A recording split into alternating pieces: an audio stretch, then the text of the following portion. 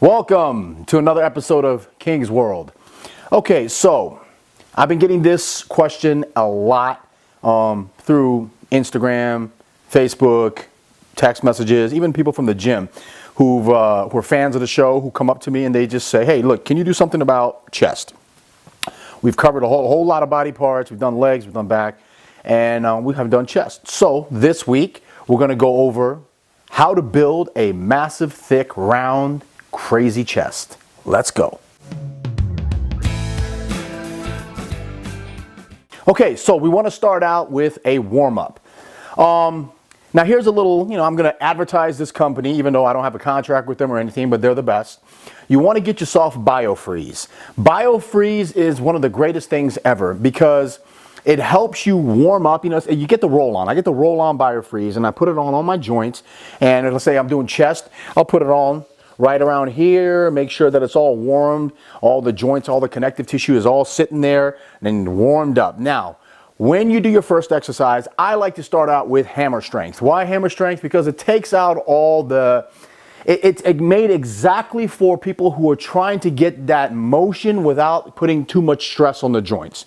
Now, the hammer strength, either you can go with flat or incline. And what you want to do is you want to control. Now, sometimes I use one arm at a time, and sometimes I use two. When I use one arm, I can't go that heavy, so it's more of the contraction in the feel. So what I do is almost like control negatives, and I boom, explode. But as I'm exploding, I'm contracting fully. So it's like a boom, control, boom, explode. That's the one arm. With two arms, I can go a little bit heavier, plus you have to understand the mechanics, the kinesiology of how this works. The hammer strength rolls. So what you want to do is you want to focus on the chest. So what you do is expand your lats and you come forward and you boom, explode.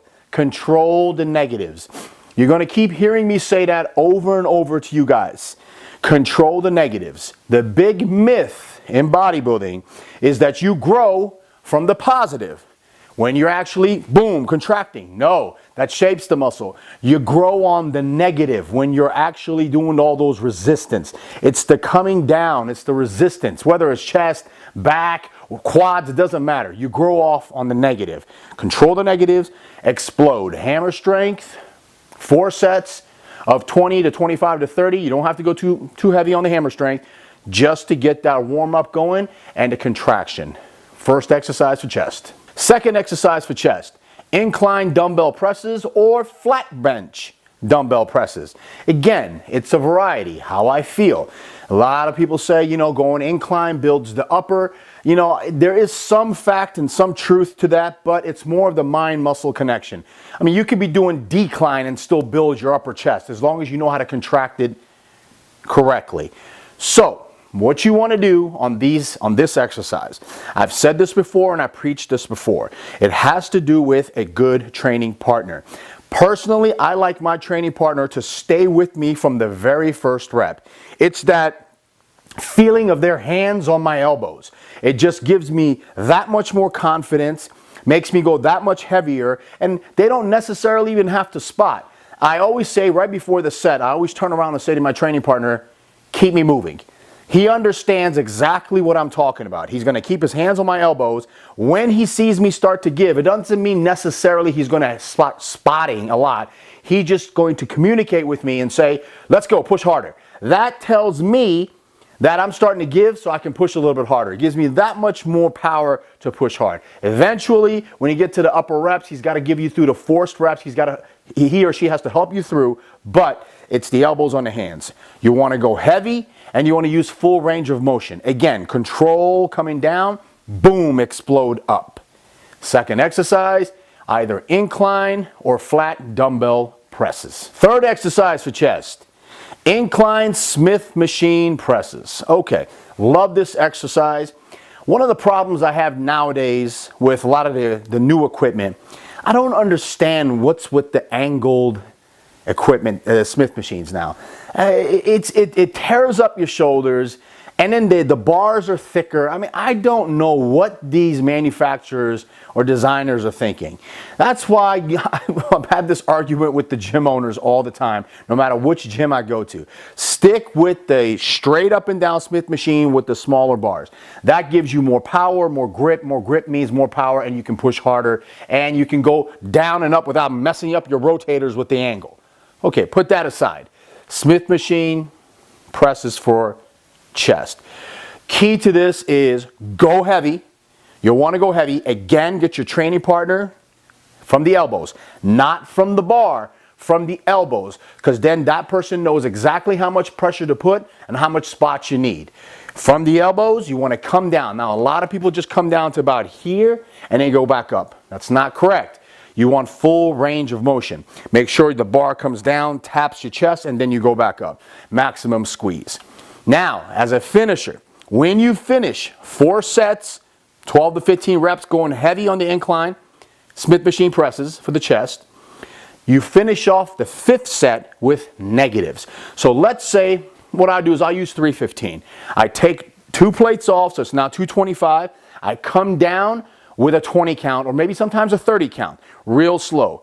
Training partners counting, 3, 4, 5. You come all the way to 30. When 30 hits, tap your chest. He helps you back up, squeeze, and then come back down again. Negatives to finish off your chest. 4 sets of brutality, 1 set of negatives, maximum growth. 4th exercise for chest, incline dumbbell flies. Okay, this exercise is the bread and butter for putting that thickness onto the chest. Okay, you did all your massive pushing exercises. Now you want to stretch and squeeze. The key to this exercise, the dumbbell flies, you don't need to go super heavy. I say moderate to heavy. Again, get your training partner to stand behind you, hands on the elbows. What you want to do is go out and keep your arms slightly bent. Not completely straight, not like this, slightly bent like this. Come down, maximum stretch, come up and squeeze. Nowadays, they got these rubber dumbbells, and I don't know what's up with these dumbbells. I personally like to hear the clink. It's that clinky sound that's been embedded in my head from all the training that I've done, and I got to hear that clink. So I like to come up and hear that boom, clinky sound of the iron hitting each other. Remember, control the negatives. Training partner spots you, you come up, explode, and squeeze. You should be able to get about 10 to 12 by yourself and about 6 or 7 or 8 with assistance. You want to do 15 to 20 reps. This is a great exercise, stretches out the muscle, gives you that full deep stretch at the bottom and maximum contraction with the help of your training partner. 5th exercise for chest, the pec deck.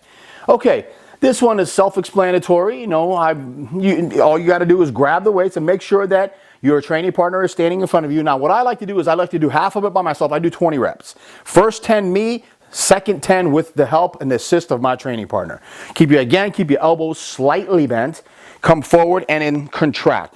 Don't come forward like this. Get your shoulders out of the movement. What you want to do is you want to stay back, your head and your back pounded, pressed against the pad, come up and squeeze. Again, it has to do with the negatives, controlled, positive, explode, boom. When you do half of it, then the second half, I get my trainer to stand in front of me and boom, slow it down and he helps me and let's go with the negatives. Positive, he helps me, let's go. And it gets me that forced reps. Remember, you don't grow with the first half, you grow in the second half. Pec deck. 6th exercise for chest. My favorite, cable crossovers. Okay, again, self-explanatory. Some people like to do it like this, coming down here. I personally like to go forward a little bit like this and come all the way forward and squeeze. For me, I always think Hulk Hogan, most muscular shot. You grab the cables, boom, most muscular. What you want to do is imagine. You have to imagine in your head that you're standing on stage and you're hitting a most muscular shot. Most of the bodybuilding movements, you have to consider that you're flexing. If you're flexing and training at the same time, you're doing the form correctly. Have to go for the feel. Cable crossovers, maximum stretch, come forward. Remember, it all has to do with the inner. You got to squeeze the hell out of the inner pecs. Great exercise, great finisher for chest. Okay, and as an added bonus, if I have extra energy, I always like to do some push-ups. Good old push-ups at the end of a chest workout. Doesn't matter if it's on the floor, if it's wide, hands together, on a bar, on the Smith. Sometimes I take the Smith machine bar and I put it all the way down and I do push-ups like that. It doesn't matter. It's the root. It goes back, it hits everything. It's just a great finisher. Plus it gives you that maximum upper body pump. It feels great. Finisher, push-ups, can't beat it. All right, we're going to finish up today with 3 questions from the fans. Question number 1 comes from Pat Smith. Pat asks, what do you drink or eat right before bed to maximize growth and recovery? Okay, great question. Personally, for me, what I like to do is 60 grams of blend protein, not isolate, blend like casein, or any type of egg and whey and isolate combination. The company that I like to use is Optimum Nutrition with their Pro Complex. It is a great product. That's what I like to use. 60 grams of that. I also like to do my fiber. I just use Benefiber. You can get that at CVS, Walgreens, any pharmacy, any supermarket has it too. My Benefiber. Then we have 10 grams of micronized L-glutamine. Recovery again. ZMA. BioSil has been something that I've been pushing a lot. You guys should be following me on Instagram. If you follow me on Instagram, you would see all these pictures. I put pictures of all these things. I know you guys always complain and say, hey, King, why don't you put pictures and do demonstrations? I have all of that on my Instagram. Follow me on Instagram. You will see my training, my diet, food prep, the supplements, all of that stuff. I have videos and pictures of. Follow me on Instagram. Okay? And digestive enzymes. That's what I do before bed. Keeps me growing, keeps me in a positive nitrogen balance throughout the night. Remember, slow releasing protein plus all those little goodies that I said with the fiber and the glutamine to keep you growing while you sleep. Question number 2 comes from Tomcat111. Tomcat says, what is a better experience for the athletes and fans? The Olympia or the Arnold Classic? Great question. Okay, so which is better? The Mr. Olympia, Arnold Classic? Well, you got to look at it in different views, okay? If you're coming from an athletic point of view, like the athletes who are actually competing at the show, at these shows, the prestige, the accolades, of course, is going to go to the Olympia. The Olympia is the king of the mountain. You know, you got the press. It's Las Vegas, for God's sakes. The fun, the intrigue, Sin City, all of that stuff mixed into one. Now, personally, back when I was doing the Olympia, I thought the Mandalay Bay and that stuff was a lot better than it is at the Orleans, but I'm not going to say that. The Olympia is still the Olympia, the prestige and everything is still there. But on the other side of the coin, we have the Arnold Classic. The Arnold Classic as a fan point of view is a much better show. Why? The expo is off the charts. They shut down the whole city of Columbus, Ohio for this actual weekend. It's a monster of an event. And for you kids, and for anybody who wants, the secret to the Arnold Classic, why it makes it so great, is Sunday after the show is done. Now, why do I say Sunday? Because that's when the supplement companies are all packing up their bags and putting everything in boxes and they got to go. Now, believe me, I was there. I was one of the Muscle Tech superstars. I was there with the biggest company, the baddest company, Muscle Tech, and I see how it is. They want to get rid of all their stuff the last day. So Sundays, if you bring 2 trash bags with you, you can walk out of that expo with literally thousands and thousands of dollars of samples of products, and you won't have to buy supplements for about 2 to 3 months when you get home. Stay there an extra day, and this goes for the Olympia too. Stay there because these vendors on the last day, they don't want to take all this stuff and repack it, so they gave out sample after sample, t-shirts, water bottles, you name it, protein powder samples, pre-workout samples, you name it, they're going to pass it out. Prestige, Olympia, just a better run show. I would say the Arnold Classic, both excellent. One of the biggest ifs and ands and the painful parts, to be honest with you, is March in Columbus, Ohio is freaking freezing, man. It's always the first weekend. And that's what sucks, because at the convention center at the height, it is a swirling wind. You're freezing your butt off. And of course, Vegas is Vegas. So there's your answer. I hope it helps. Last question comes from Ali_Jacked. Okay, Ali says, out of all your travels and experiences, which location, which city had the craziest fans? Okay, great question. Okay, so I pretty much seen the world a couple times, several times over, through guest appearances and travels and all the things that I did for the sport of bodybuilding. And I can tell you without an inkling of a doubt that the most hardcore fans, the craziest, most hardcore fans will be right here in New York City. Now, I have to put an asterisk next to that, because things have changed. Because of social media, because of what we see every day in our faces, on our phones, the wow factor is not there anymore. There was a time where you would get on stage and you'd be competing, and the fans, no one has seen you. No one knows what you look like other than what you've seen in the magazines, which come out once a month. Then it was absolute craziness. I remember walking on stage at the Night of the Champions on Beacon Theater in New York. And the crowd, you can feel the energy and the cursing and the yelling and the screaming at you. It just gave you that much more power. New York, man, absolutely insane, fanatical fans. Second on my list would be Australia. Australians, man, they love their bodybuilding, loud, supportive.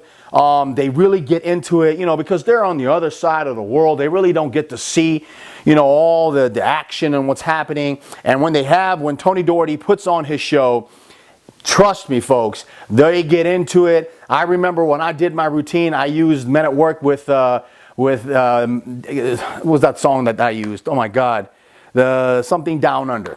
Damn it, I forgot the name of the song. Anyway, a classic song from Men at Work.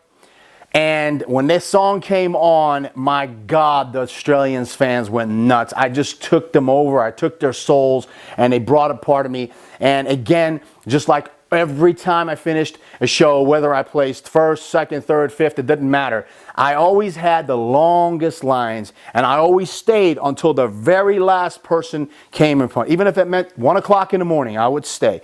And Australia gave me so much love. Miss you guys, and I'm definitely coming back. Lots of seminars, lots of good things are happening. We'll make the announcements. And then, of course, third on my list, without a question, the most dedicated, the most heartfelt, the most soulful fans and bodybuilders in the world, Iran. You can't, there's no comparison. To them, what Hadi Choopan did, getting third at the Olympia, is more impressive and more, they gave more than what Ronaldo would do, or what LeBron James, or it doesn't matter who the athlete is, or Tom Brady. That's all that combined into one. That's how passionate the Iranians are about their bodybuilding. It's life and death for them, like I said. It is the only thing they can do. They don't have clubs. They don't have bars. There's no drinking. There's no hanging out. What they do in Iran, the young kids, the people, the majority of the people, is they go to the gyms. That is where they can listen to their club music, where they can work out, where they can socialize. The socialization of the Iranians is through gyms. That's why every 3 blocks in Iran there is a gym. That's why the Iranian national bodybuilding team has won the overall team championship for 20 years in a row now. They keep winning it every year when they go to the world championships. Why? Their level of dedication and love they have for the sport. Okay, so there it is, another episode of King's World. I hope you enjoyed it. It is the holiday season. Make sure you spend all your time and enjoy yourself with your families. Remember, life is short. Remember, keep those people that are your ride and dies. You guys know what I mean. Your ride and dies is closest to you, because you never know what happens. You never know what's going to happen when you step out the door. Each day is a different day, whether it's good or bad. I want you to focus on all the good. Happy holidays. We got another show coming next week before Christmas, and then we're going to do the whole New Year special, award show, and all that good stuff. All right, so there it is. God bless. Love you guys. And as always, peace, bitches.